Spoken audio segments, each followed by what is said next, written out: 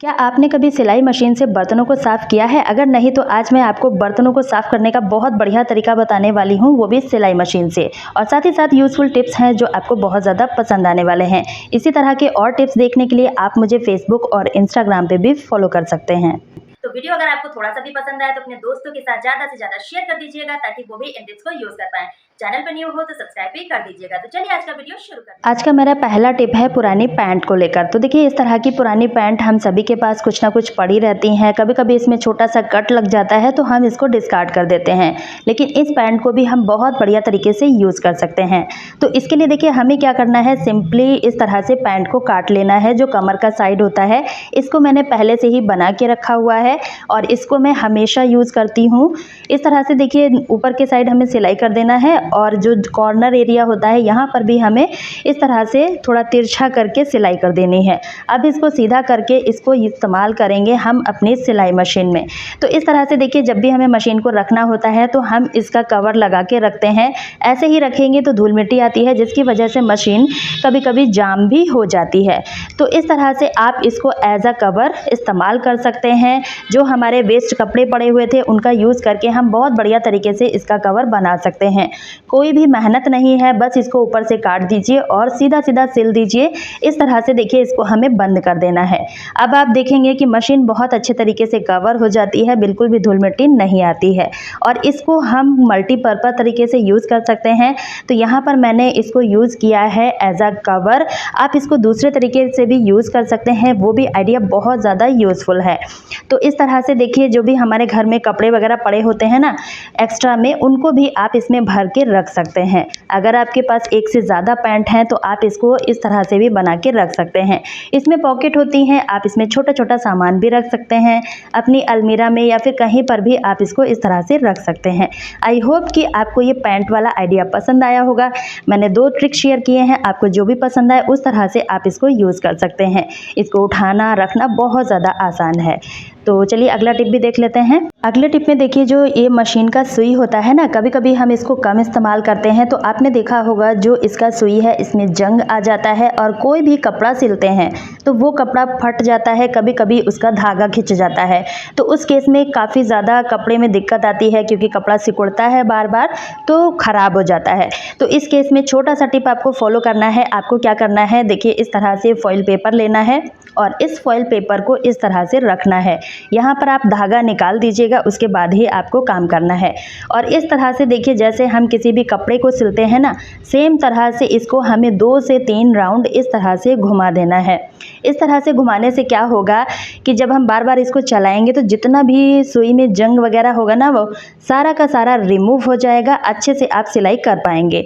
अगला टिप है हमारा पुराने पेन को लेकर। तो देखिए इस तरह के जो पेन होते हैं हम सभी के घर में होते हैं और इनको हम वेस्ट समझ के फेंक देते हैं जब ये खाली हो जाते हैं। तो इनको भी हम अपनी सिलाई मशीन में बहुत बढ़िया तरीके से यूज़ कर सकते हैं। तो इस तरह से देखिए टेप की मदद से इसको हमें फिक्स कर देना है। जहाँ पर सुई होता है सिलाई मशीन का वहीं पर हमें इसको फिक्स करना है और इस तरह से लगाने के बाद अब हम इसको यूज़ करेंगे सिलाई के लिए। तो इसको कैसे इस्तेमाल करना है, तो देखिए इस तरह से जब हम कभी भी किसी भी कपड़े से पतली पट्टी बनाते हैं या फिर किसी भी कपड़े पे हमें सीधी सिलाई लानी होती है तो उस केस में बहुत ज़्यादा दिक्कत आती है, सिलाई टेढ़ी-मेढ़ी हो जाती है। तो आप क्या कर सकते हो, इस पेन के ऑर्गेनाइज़र को यूज़ कर सकते हो। इससे क्या होगा, कपड़ा बिल्कुल इक्वल रहेगा, इधर से उधर बिल्कुल भी खिसकेगा नहीं और जिसकी वजह से सिलाई जो है बहुत अच्छे तरीके से सीधी आएगी। तो बहुत ही यूज़फुल ट्रिक है, एक बार आप इसको ट्राई करके देखिएगा तब आपको अच्छे से समझ में आएगा कि वाकई ये ट्रिक काम करती है या नहीं। और इस तरह से देखिए जो पेन हम यहाँ पर लगाते हैं ना, इसको हम ईज़िली यहाँ से रिमूव भी कर सकते हैं।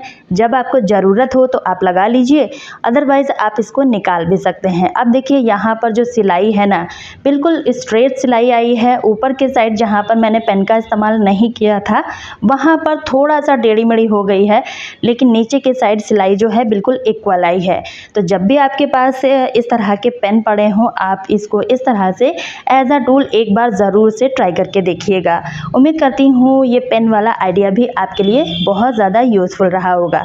अगर पसंद आया है तो एक लाइक कीजिएगा और अपने फैमिली दोस्तों के साथ भी शेयर कर दीजिएगा, ताकि वो भी जब भी सिलाई करें इस तरह से कर पाएँ। चलिए अगला टिप भी देख लेते हैं। तो देखिए यहाँ पर मैंने ले लिए हैं कैंची और चाकू वगैरह। तो कैंची और चाकू का इस्तेमाल हम सभी के घर में डेली ही होता है, और जब हम इन चाकू को इस्तेमाल करते रहते हैं तो आपने देखा होगा इनका धार जो है कम हो जाता है। अब इस धार को करवाने के लिए हम मार्केट जाते हैं या फिर धार वाले को ढूंढते हैं, तब हम इसको ईजिली करवा पाते हैं। तो इसके लिए भी बहुत बढ़िया सा ट्रिक है। आपको लेना है सैंड पेपर, और इन चाकू छुरी कैंची की धार को हम घर पर ही बहुत बढ़िया तरीके से कर सकते हैं, वो भी बिल्कुल फ्री में। तो यहाँ पर देखिए मैंने सैंड पेपर लिया है और इसकी पतली सी स्ट्रिप हमें काट लेनी है। अब इसको इस्तेमाल करना है हमें अपनी सिलाई मशीन में। तो इस सिलाई मशीन में इस्तेमाल करने के लिए हमें डबल टेप लेना है, और इस टेप को हमें लगा देना है जो मशीन का व्हील होता है ना, इस पे हमें इस तरह से लगा देना है। यहाँ पर एक चीज़ ध्यान देनी है, जब भी हम इसको यूज़ करेंगे ना, तो यहाँ पर बिल्कुल भी धागा नहीं होना चाहिए। ना ही आप ऊपर के साइड धागा लगाइएगा और ना ही नीचे के साइड, दोनों साइड से धागे को हमें रिमूव कर देना है। मशीन बिल्कुल खाली होना चाहिए। अब इस तरह से देखिए डबल टेप को हमने लगा दिया है। उसके बाद ये जो ऊपर का पेपर रहता है इसको हमें रिमूव कर देना है, और जो सैंड पेपर की स्ट्रिप काट के रखी है इसको हमें यहाँ पर फिक्स कर देना है। सैंड पेपर बहुत ज़्यादा हार्ड होता है, तो आप देखेंगे कि इसको जब हम यूज़ करेंगे ना, तो जो भी चाकू छुरी कैंची है इसका धार बहुत अच्छे तरीके से तेज हो जाता है। अब देखिए यहाँ पर मैंने इसको लगा दिया है, और ये चाकू मैंने ले लिया है जो कि बहुत ज़्यादा पुराना है। तो मैं आपको इसी में धार करके दिखाऊंगी कि अच्छे से होती भी है या नहीं। और इस तरह से आप देखेंगे कि जो चाकू छुरी है ना, इसका धार बहुत बढ़िया तरीके से शार्प हो जाता है। दोनों साइड आपको यही काम करना है। एक साइड के लिए आपको मशीन इस तरह से घुमाना है, और दूसरी साइड करने के लिए आपको दूसरे साइड घुमाना है। और आप देखेंगे मिनटों में घर बैठे ही हम अपने घर के चाकू छुरी कैंची सब में धार को तेज कर पाएंगे। आप देख ही सकते हैं चाकू जो है कितना बढ़िया तरीके से शार्प हो चुका है। तो उम्मीद करती हूँ आपको ये आइडिया भी पसंद आया होगा। इस तरह से हम मशीन को अपने किचन में भी इस्तेमाल कर सकते हैं।